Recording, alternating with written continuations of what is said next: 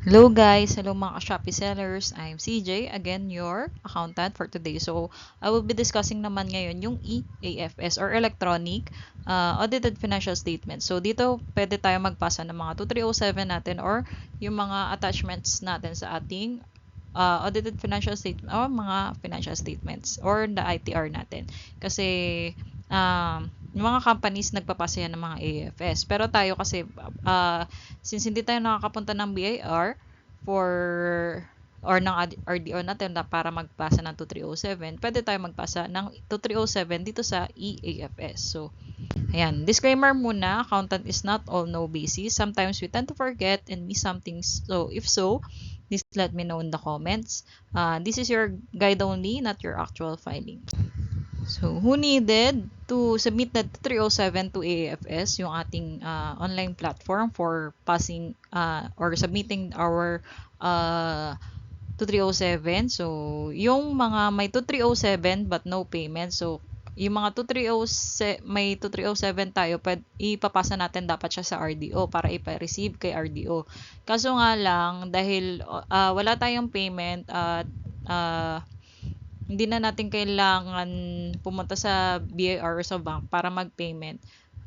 Pero need pa rin natin ipasa yung 2307. So, nagbigay si BIR ng ating EAFS na online platform or website para doon natin i-upload yung ating mga 2307. So, kailangan natin ipasa yung mga 2307 natin.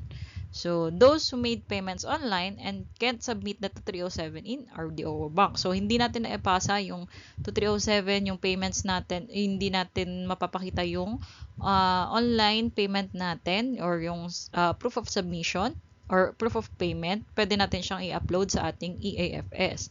So, si EAFS yung magre-receive ng ating mga files. So, dapat kasi pinapasa talaga yung ating 2307. So, those who have other attachments in their 1701Q.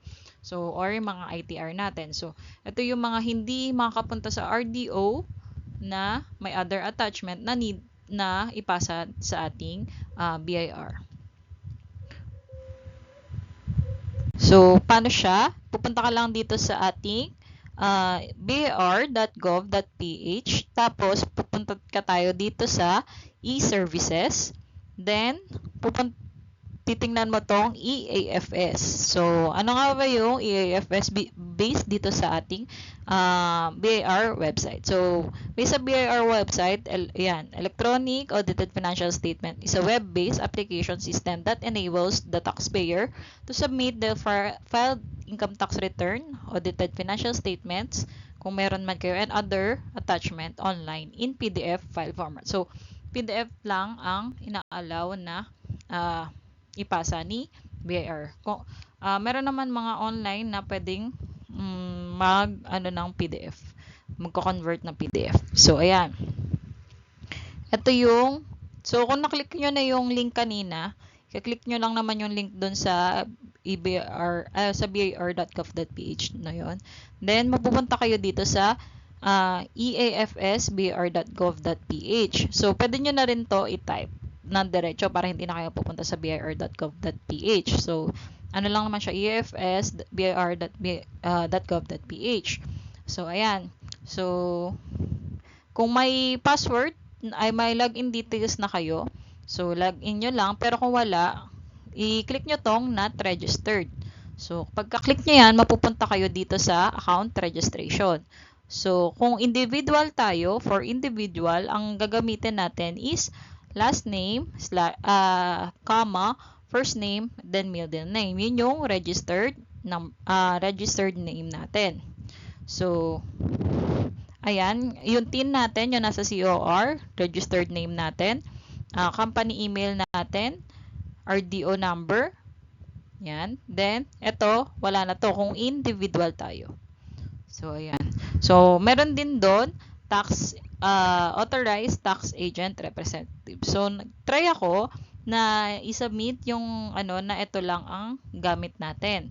So, hindi siya pwede. So, kailangan na ang authorized tax agent or representative. Pero, si authorized tax representative kasi is for companies yan. For branch companies, ganyan. So, tayo, Since individual naman tayo, ilagay nyo na lang yung again, yung TIN nyo, company TIN, registered name, ayan, yung first name first name nyo ng taxpayer, ayan, last name. So, ilalagay nyo lang ulit yung mga nakalagay dito. So, ayan. Tapos, gagawa kayo ng username. So, ayan, first name, last name, required, ayan. So, alam nyo naman yan kung paano tutuloy siya. So, ang password natin, so, ayan, medyo madami, minimum of 12, at least one uppercase, at least one lowercase, at least one digit, at least one special character. Do not use the last password. So, ayun, mahirap siya. So, gawan-gawan nyo na lang. Then, ayan. Make sure lang, may mga reminder naman dyan. So, ayun, kung nailagay na natin yan, at naano natin yung password, ayan, ilalagay lang natin. Then,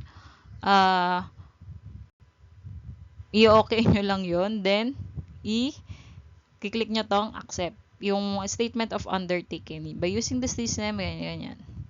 Terms and conditions lang naman. Then, accept. Tapos, mapupunta kayo dito sa account registration na nagsasabi na you have successfully submitted BIR AFS e-submission account registration application. Please check your registered company email. Yun, i-check nyo yung email nyo. So, pagka-check nyo ng email nyo, mapupunta ka dito. So, we are pleased to inform you that you have successfully registered. Yan. To log in, please use the username. Yan, meron dyang username. Tinakpan ko lang. So, ayan, may transaction date kung kailan transact yung pagkakapasa natin sa AFS. Tapos, i-click here mo lang siya to activate. So, remember that within 72 hours lang yung availability netong verification na to or yung activation niya. So, pagka-click here mo niyan, mapupunta ka na dito sa account successful. So, back to login mo lang. Yan, mapupunta ka na dyan. Tapos, ilalagay mo lang yung username and password mo. Tapos, login. Yan. Pagka-login mo, mapupunta ka dito sa sa inyong account profile. Ito na yung home natin. So, pupunta ka dito sa file upload. So, pagka file upload mo, yan. Yan, mapupunta ka dyan. Ito yung file upload. So, kung saan ka mag-upload. So, ito, meron dyan required file name. So, pag nilagyan mo to, yan, mga yan, magkakaroon siya ng file name dito. So, madali na lang naman siya, gagayahin nyo, okay, pwede nyo na siyang i-copy. So, ganyan. Yan, kunyari, ganyan. Nalagyan ko na ng 3rd quarter, September, tapos yan, year 2024. Yan. Kunyari, ganyan. Ayan. Then, i-ano nyo lang naman yan. Ito yung dapat na ayan, nagkaroon na siya ng, pwede nyo i-copy to. Yan. So, dito nyo i-ano kapag income tax return, ganyan. Tapos, yung others, ito yon others or income tax credits. Yan. So, ano ba yung mga kasama sa income tax return? So, electronically filed ITR na 1701.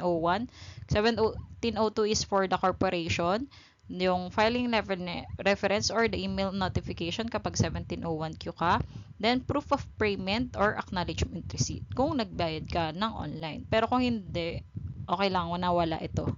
Okay? Tapos, audited financial statement, ito lang naman yun. Pero sa atin, wala na yan. So, hindi ko na masyadong i-discuss. Yung file number 3 and 4, only applicable if attachments are available na lang siya.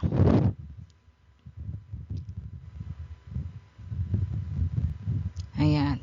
So, ayan, 2307, dapat kasama siya, part payments received as part of the income tax due. Yan, yan, ito yung i-submit natin, kaya kailangan natin mag-EAFS. Then, dapat kasama yung SOUT natin, or yung, ayan, alpha list. Also needed be attached. So, ang ginagawa ko, ina-attach ko din yung validation ni BIR. Kaya hinihintay ko pa yung validation dahil matagal to. Pero, pwede nyo na rin namang hindi hintayin. Kasi nag-accept lang talaga to si BIR ng mga files. Ayan. So, kung kunyari, may PDF na kayo, ayan. Ayan siya. I-choose nyo lang. Click choose. Tapos i-choose nyo lang dun sa inyong. I-merge nyo yung mga PDF. Yung mga, di ba, iba-iba yon. Dapat sama-sama siya. So, ayan. Kung sama-sama siya, tapos i-rename mo lang siya na katulad dito. So, kapag nasa tax credits number 1 ka, ilalagay mo 01. Okay? Yung dulo. Kasi XX to dapat 01 yan. Okay? So, choose mo lang. Ayan. Choose mo lang yung file. Tapos yan. Dapat naka-merge yung mga file. So, kung ano yung mga nakalista kanina, yun dapat yung mga attachment ng file na yun. So, ayan. So, pagkatapos mong i-attach yan, click mo lang yung submit. Then, mapupunta ka dito sa undertaking. Tapos, click mo lang yung accept. Then, mapupunta ka dito sa file upload. So, ayan. May submission ka na. Then, may transaction code ka na. So, pwede mo siyang makita sa ating transactions, no? Ito, dito. Ayan. Kung gusto mong balikan lang, nandyan lang siya. Tapos, kung kailan mo na upload. So, makaka-receive ka din ng email sa galing kay eafs.bir.gov.ph. Tapos, may ilalagay dyan yung mga valid files.